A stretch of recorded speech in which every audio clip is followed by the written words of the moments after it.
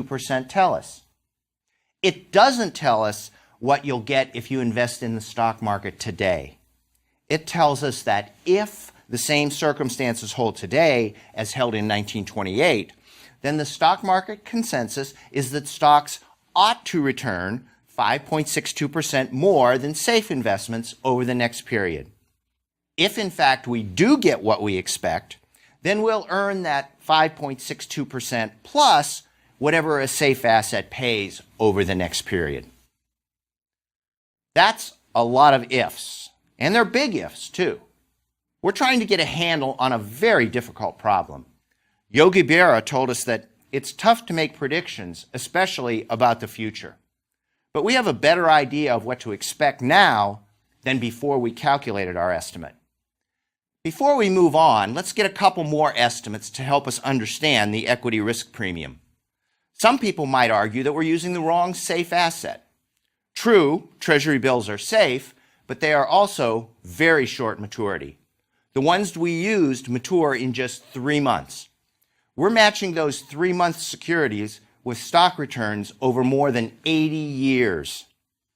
You can make the case that we should match long-term government bonds to these stock returns. There aren't any 80-year U.S. Treasuries, but the 10-year bond rate is easy to find. That's still a long way from 80 years, but it's 40 times longer than 3 months.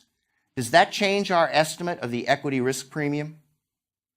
The answer is yes, and by quite a bit. Treasury bonds returned 5.14% over the period compared to the 3.61% you would have gotten on Treasury bills. If we use the bond return in our calculation, then we get an estimated equity risk premium of just 4.10% instead of the 5.62% we got using Treasury bills. That's over 1.5 percentage points less. Does that change your feelings about how much you want to invest in stocks? Only you can decide, and it's good to have this information when you do. Some people might argue that the world is so much different from the way it was in 1928 that getting an estimate from then just doesn't make sense. Whatever was true about the equity risk premium then isn't true now, they say. They may have a point. If you want an estimate of your weight, then it might make sense to weigh yourself a couple of times to allow for normal variation. You'd get a better estimate that way. It might make sense to weigh yourself every day for a week or maybe even a month. But if you were born in 1970, you wouldn't want to factor in how much you weighed back then. You'd be pulling the average way down by including your birth weight. A lot has changed since then. If we decide to ignore data before 1962, we'd find that stocks returned about the same as they did over the longer sample, while government securities returned more. That should lower the estimate of the equity risk premium because it's the difference between the two. Sure enough, it does. Compared to short-term Treasury bills, the equity risk premium is 4.02%, and compared to 10-year bonds, it's only 2.35%.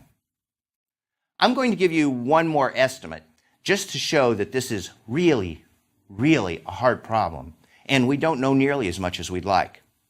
If you were to say, I'm only going to consider returns after 2002, then you'd be in for a surprise.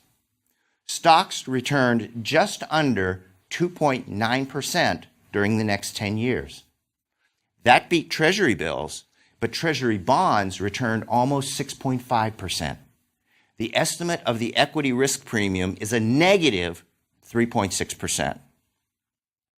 What's that mean, you say?